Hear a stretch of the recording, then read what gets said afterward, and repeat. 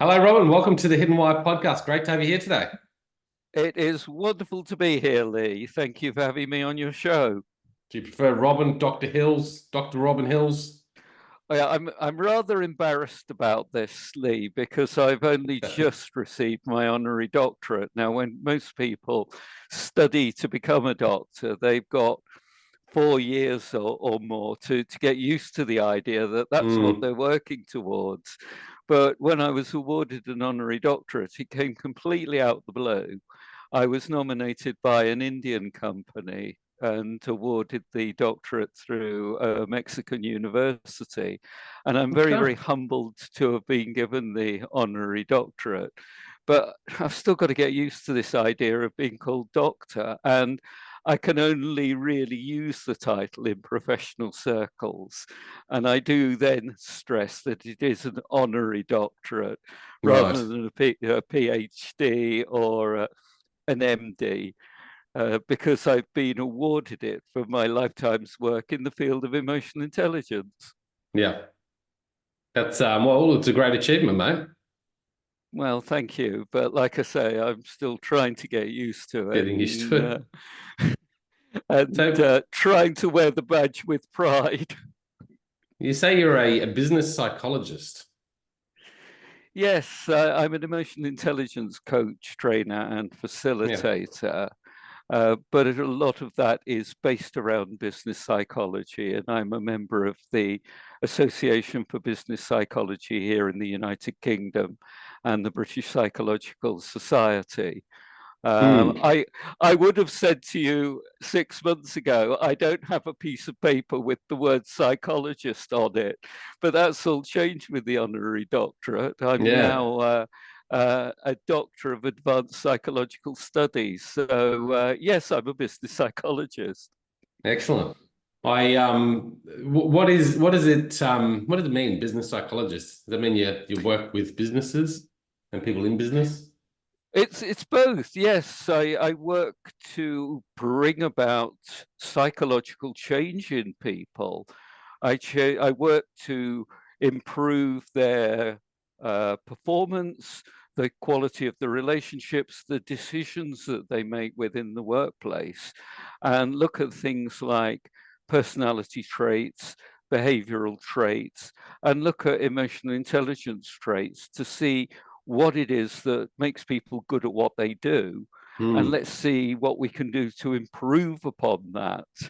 And Yes. whereas most business coaches and trainers will go into organizations and find out what's wrong in order to try and fix it, I'm more inclined to go in and find out what's going right and see if we can get more of that. Because Right. if we Different focus on angle. well, if we focus on people's strengths, if we focus on what they are really, really good at, what makes them special, what makes them unique, and really concentrate on making that better, making them excel at it, then strangely enough, all the kind of weaknesses and limitations fall away. Yeah, okay. That's interesting, isn't it? Yeah, I It suppose is it. it is a different angle, like you say.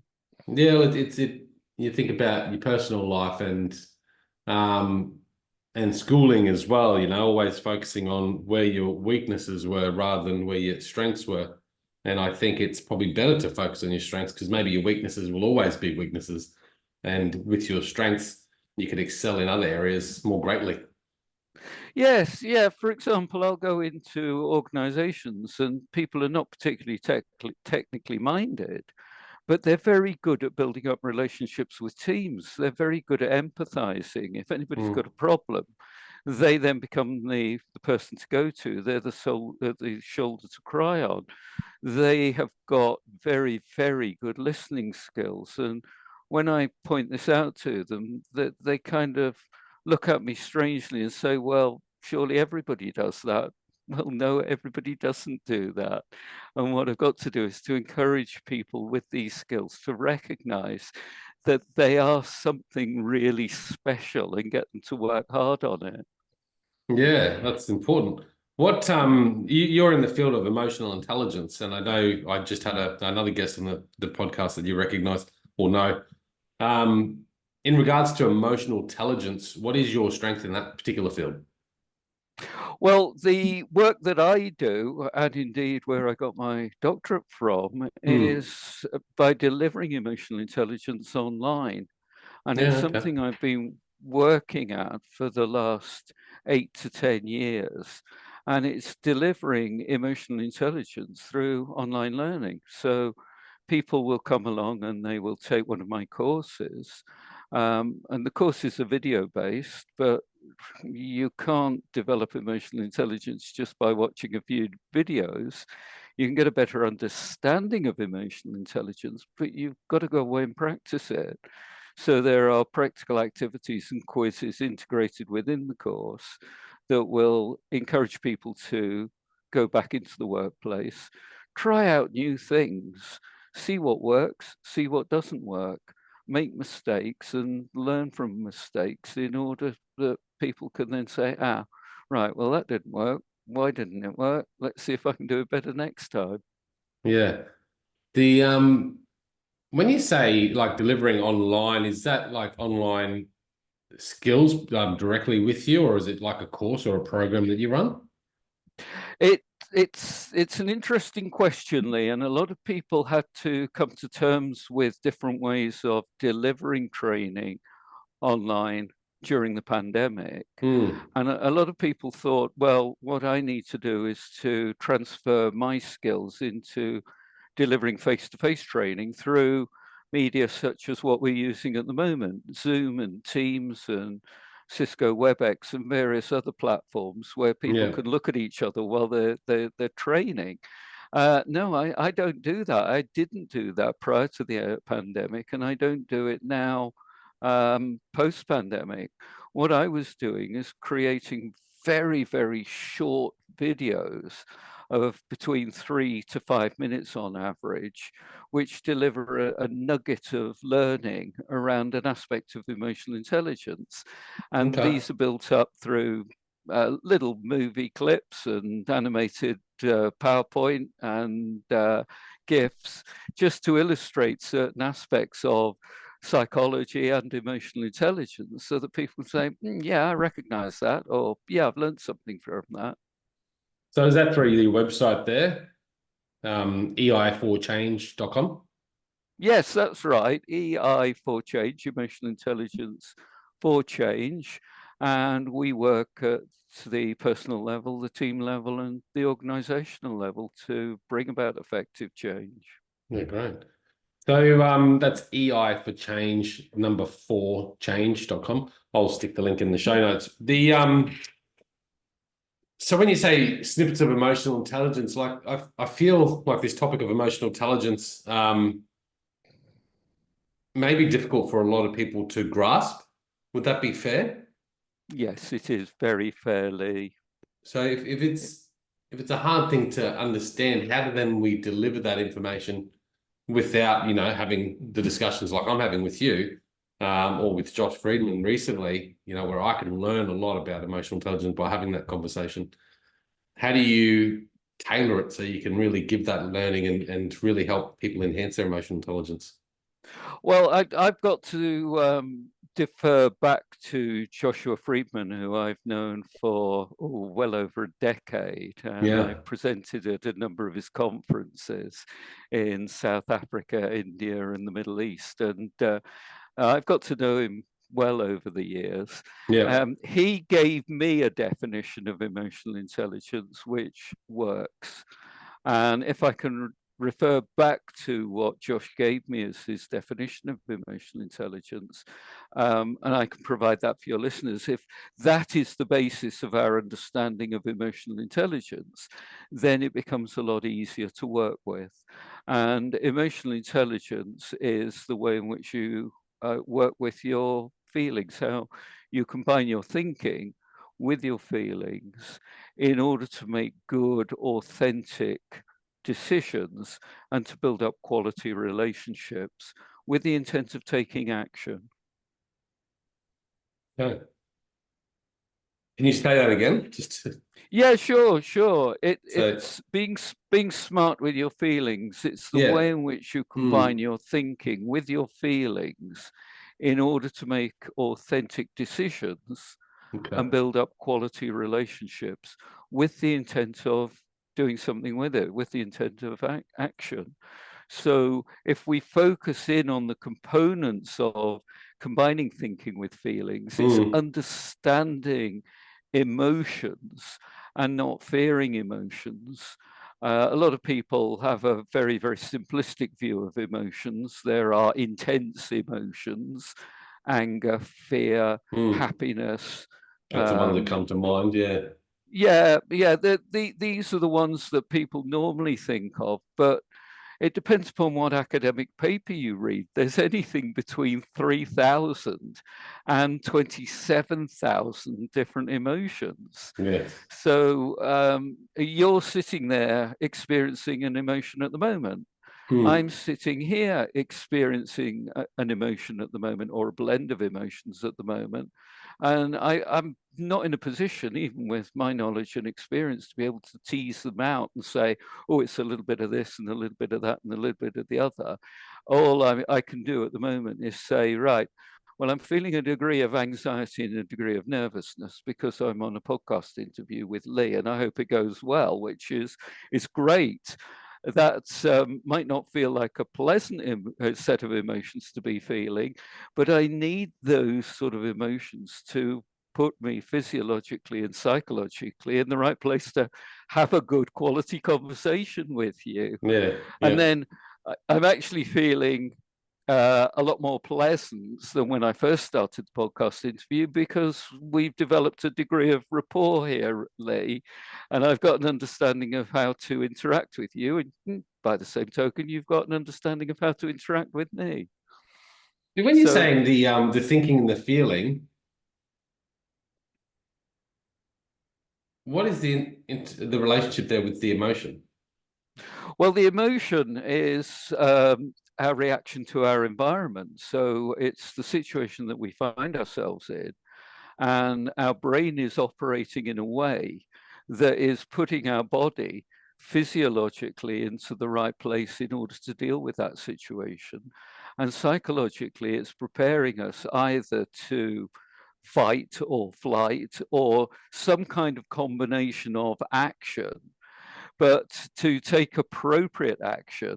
And that emotion happens relatively quickly. In fact, so quickly that the thinking will kick in about 50 times later, or about 50, well, not 50. It happens so quickly that the thinking follows along a lot more slowly.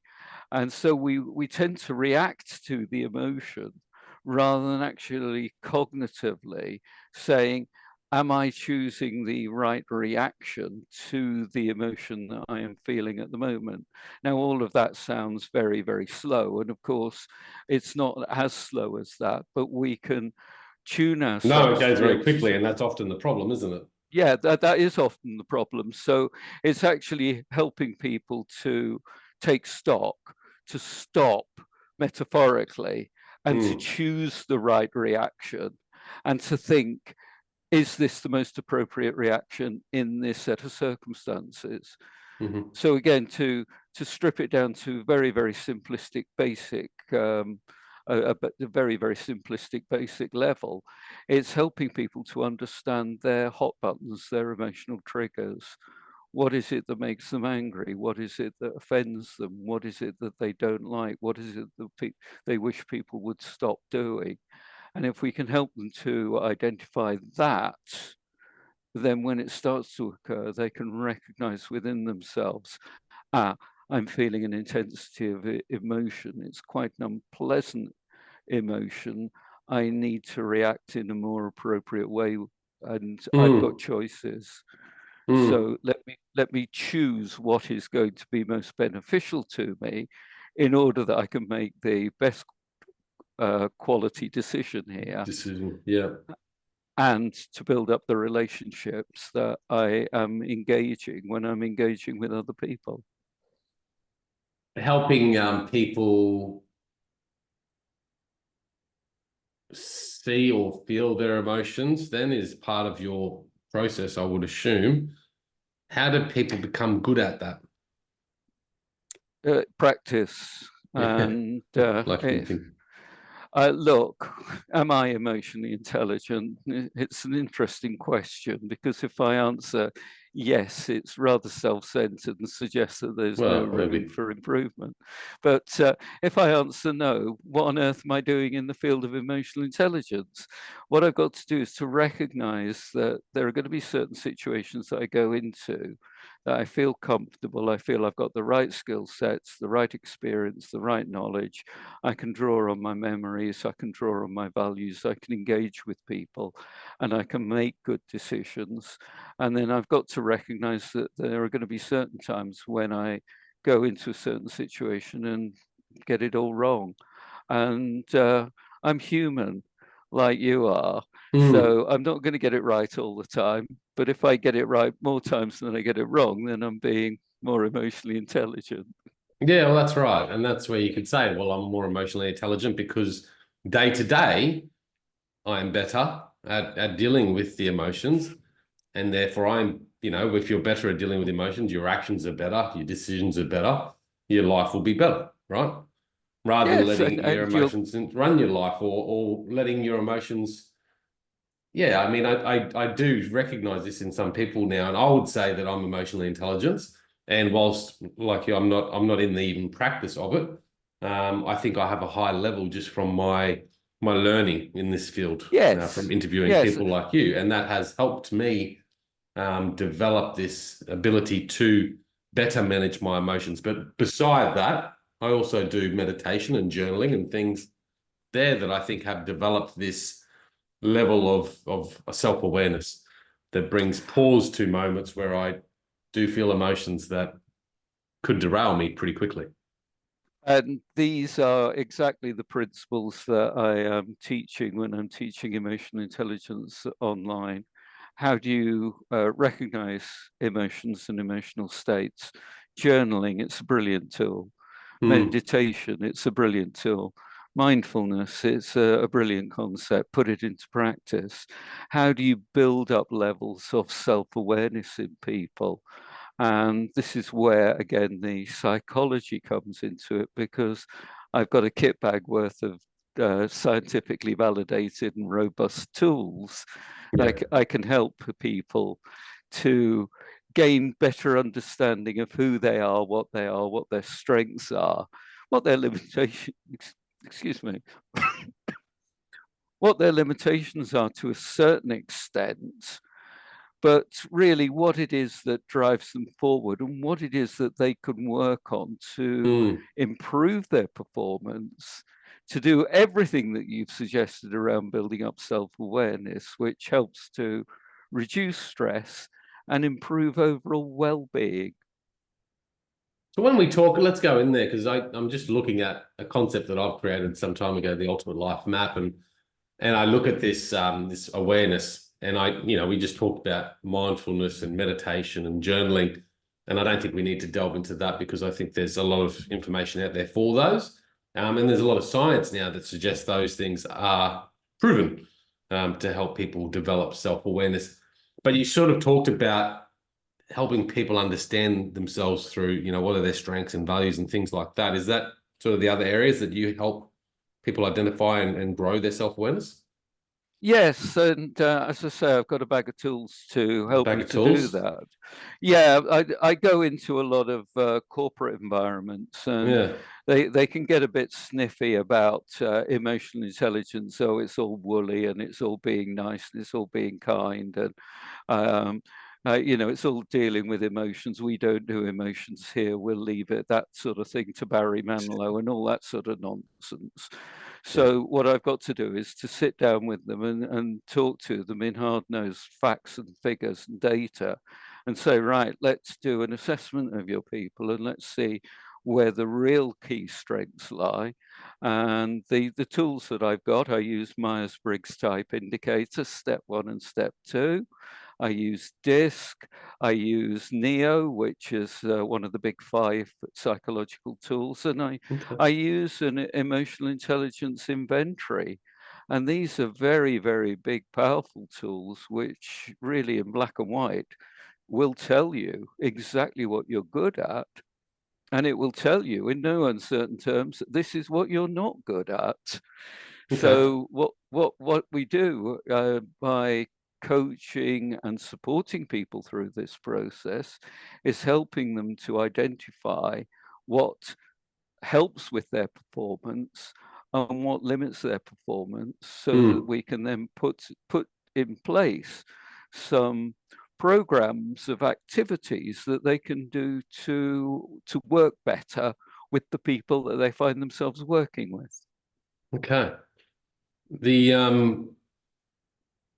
and I'm going to ask you to share a couple of tools potentially. I'm just thinking when you do some of those, like the Myers-Briggs or whatever it might be, to help identify what they're good at and what they're not. Do you, I mean, so you sort of mentioned before that you help people work on their strengths, so what they're good at and focus on those things. Do you also look at what they're not good at as far as how those areas might trigger emotions that make for poorer decisions? Yes, Does that make so sense? we've just got to accept that we can't be brilliant at everything. I'm going to share with you that my skill set is in working with people and talking to people. It's not sitting down with spreadsheets and working through reams and reams of data and numbers and doing Yes. intense analysis. That's just not me. Now, there are better people out there to do that than I can. So within a team, it's identifying those people that are good at those sort of skills and giving them the jobs to do that. Well, I take on the skills that, or take on the tasks and the roles that they really, really hate, which is standing up in front of a group of people and presenting, or going out and networking, or sitting down with somebody and talking about the people aspect of a problem. So, Mm. or even going out and selling. So, there's no point in taking somebody who's very, very, very good at analytical data and sits in a back room all the time in a darkened room working on a computer. They may be absolutely fantastic at their job, may be brilliant, but there's no point in making them a team leader just because they performed particularly well within their role, when that's probably the worst thing that you can do for that person, for the Mm. team, and for the organization. Yes. And that's a very, very clear black and white example, a very simplistic example. But it's there really just to illustrate that what we've got to do is to look at people's aspirations, people's skill sets, and try and work with it in order to make them perform better, the team to perform better, and to achieve the overall goals of the organization. Yeah, okay. That makes sense. With your toolbox, I want to delve into your toolbox. If someone's sitting there at home right now and you've got 5 minutes with them, um, to give them some takeaways that they can go home now over the weekend, perhaps, and go, okay, I'm going to work on these few areas this weekend and develop some more self-awareness. What tools would you give them? Well, what I would do is give them really a tool, a couple of tools. One that Yeah. we've mentioned earlier, in terms of identifying what your hot buttons and emotional triggers are. So really work out what it is that you like, what it is that what is happening just before you start feeling yourself getting incredibly angry. A lot of people will talk about the red mist descending. Now, I've never experienced that intensity of anger, but if any of your listeners do get the red mist descending and they get incredibly angry, and it's the anger that drives the behavior rather than the cognitive functioning around, am I making the best choices of using my anger? The first step is to step back and identify what is happening prior to that intensity of emotion, so that when you see it happening or when you feel it happening, you can actually then take stock and say to yourself, this is happening, just let's be aware, and perhaps even flag it with other people. Look, if this is going to carry on, I am going to get incredibly angry and I may not be able to control myself in the best possible way. So you're putting the warning out there. And if people are carrying on behaving that way, boy, they deserve whatever they get from you. But right, no, in terms of helping people with their self-awareness, just understand what it is that is causing that intensity of emotion that is going to get you to react in a way that you might not like. And you may end up having to pick up all the pieces because you've not responded as well and as emotionally intelligent as you would like to. Okay, so that could just be a process of journaling, writing your thoughts down about, hey, these are times where I felt angry recently, and in the lead up to them, this is how I was feeling, and sort of just fleshing it out personally, just so you can, I guess, understand it better next time it comes. Yes, yeah, and I'll give you an example, a personal example. I'm actually quite deaf. I wear hearing aids, and I'm talking to you through a headset which I've adjusted and I've increased the volume for my deafness. What really, really, really annoys me, because I have to listen very intently to people in order to hear what it is that they're saying to me, and in order to try and understand exactly what they're saying to me. I find it very, very difficult when people don't listen to me. So I'm well aware of it. If somebody is not listening, I've just got to stop myself from overreacting and just try and calmly and carefully put my point across in a way that they will be able to understand, and help them to understand that what I value in people is the fact that I like people to listen to me when I'm talking to them. Yeah. That's going to be a hard one, because I guess there's a lot of that out there. Oh, there is a lot out there, and I recognize it, and I see it even more because of the fact that I'm Well, you're kind of dealing with watching people, out aren't you, all for the it. time? Yeah, Yeah. yeah. And then another tool that is very, very useful is helping people to understand their relationship with time. Now, if we look at it very, very simply, there are two types of people. There are people who are planning, and there are people who are spontaneous. So the planning people like to plan. They like to know that they've got a deadline coming up in a week's time. So they'll do a little bit on day one, a little bit on day two, quite a bit on day three, put it aside day four, do a bit more day five, a bit more day six, and a bit more on day seven, and hit the deadline in very good time. Somebody with a spontaneous preference will have a look at it on day one, stick it in a cupboard and forget about it, and pick it out on day six and think, oh, crikey, I've got to do this by tomorrow. And they have a last minute surge of adrenaline to get things done. Now, that type of behavior can cause problems on both sides. The spontaneous people look at the planners and think, oh, for goodness sake, get a life. You know, there's more important things to be doing than worrying about this deadline. You know, it'll come around soon enough. Whereas the planners will look at the spontaneous people and think they are not taking this seriously. And why do they leave it all to the last minute when they get into an absolute panic about it? And everybody else is really running around ragged trying to hit the deadline, and they're making the situation a lot worse by just being very intense about it. Well, it's just a different preference. It's just a different way of working. And it's just a case of recognizing that there are different styles. Yes. Particularly when you're working with time pressure, particularly when you're working with deadlines. Yeah. What is your relationship with time?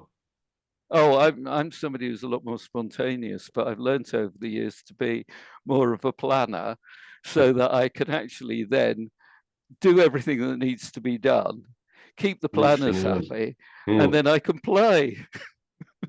I'm the opposite. I certainly love to plan, and I do know that my emotions will be running higher if I don't have good routine and plan.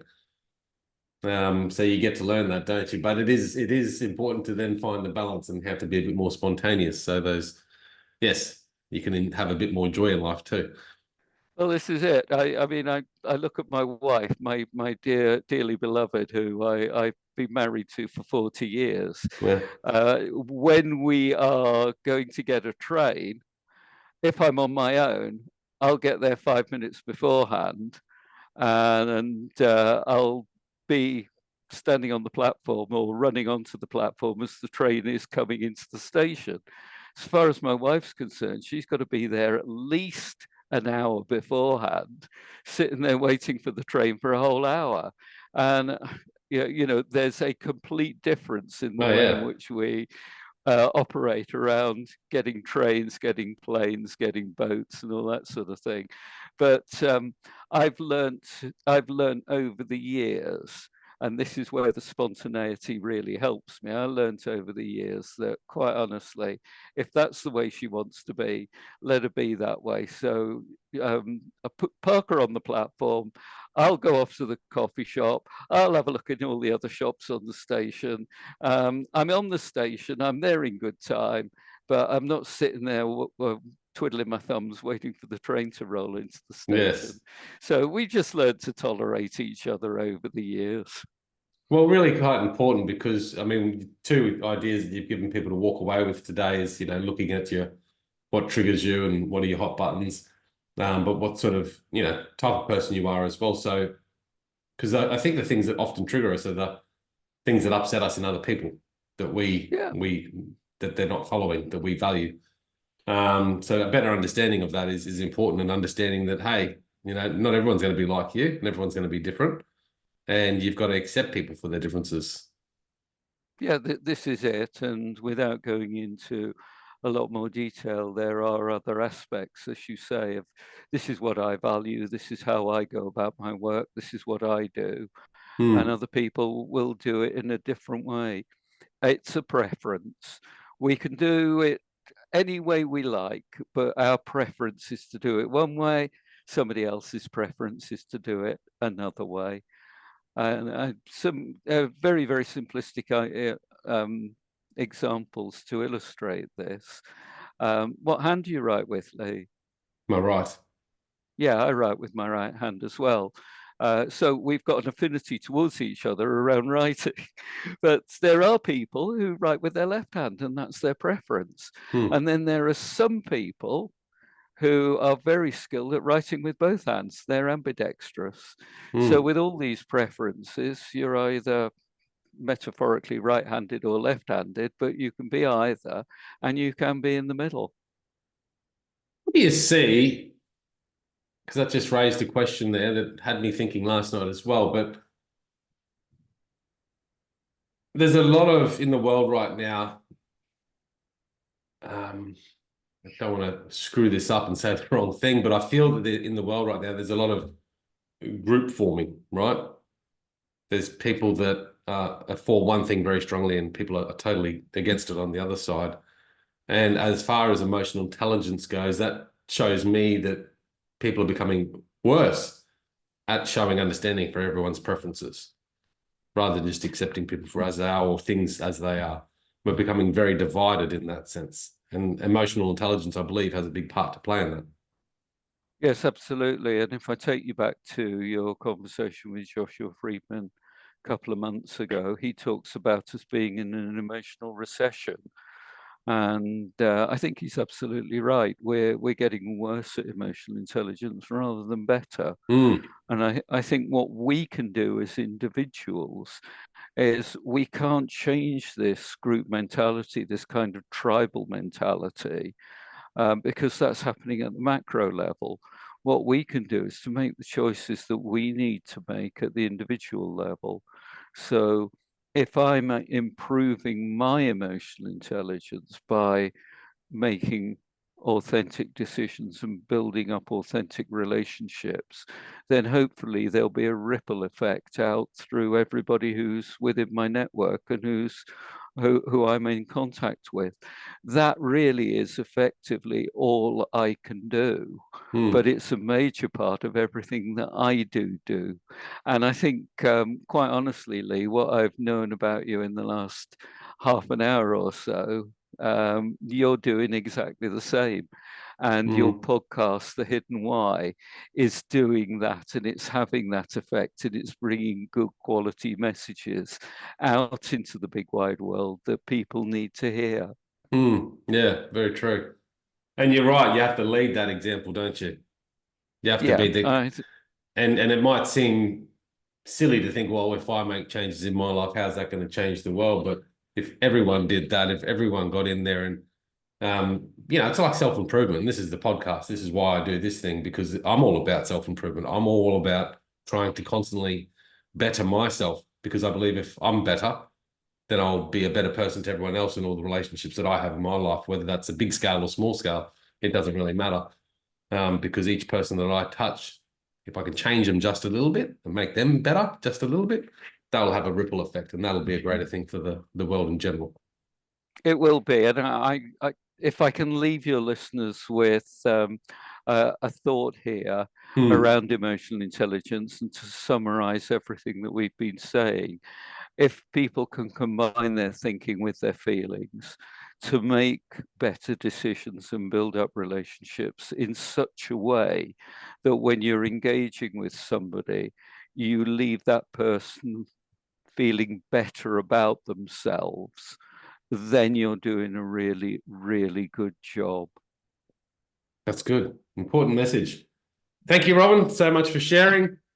I'm going to stick the link in the show notes for everyone to check it out. I have been flagged that there's been a little bit of an issue with my podcast, so I need to jump on that and fix that today as well.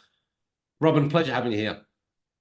It's been an absolute pleasure, Lee. I've thoroughly, thoroughly enjoyed our conversation. Thank you for being such a great host. Well, very good. Thank you. And guys, check it out at thehiddenwhy.com. Until next time, peace, passion, and purpose. See you soon.